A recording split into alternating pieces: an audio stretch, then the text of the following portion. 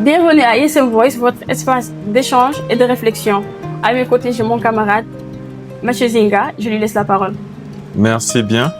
Je me présente, je m'appelle Mathieu Zinga, actuellement étudiant en LIH 3, en informatique appliquée à la gestion des entreprises. Merci. Alors aujourd'hui, nous allons parler d'un thème qui est très intéressant parce qu'il nous touche directement, c'est-à-dire les distractions qui peuvent freiner notre réussite. Alors j'aimerais savoir, selon toi, quelle est la principale distraction qui peut freiner les étudiants? Alors si je devais me baser sur un point de vue masculin, on va dire, la plus grande source de distraction que nous pouvons avoir, c'est surtout lié aux jeux vidéo. Parce que qu'on le veuille ou non, les jeux vidéo, vraiment, c'est une attraction en fait vraiment qui pousse certaines personnes à pouvoir beaucoup plus banaliser les études et à vouloir se concentrer sur le futile en fait. D'accord.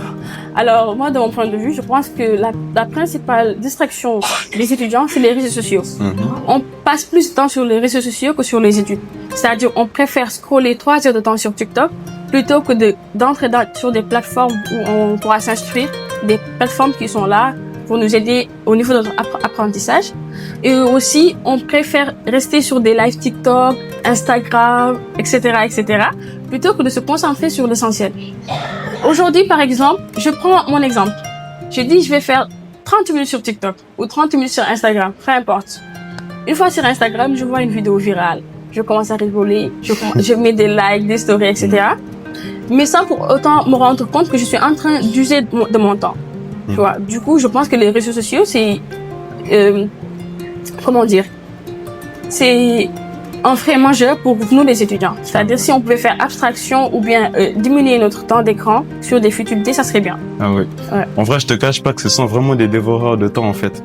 Parce que moi aussi, ça m'arrive de temps en temps, quand j'ai fini de pouvoir m'amuser sur les jeux vidéo, il m'arrive souvent de me dire, mais attends, là j'ai fini, qu'est-ce que je vais faire?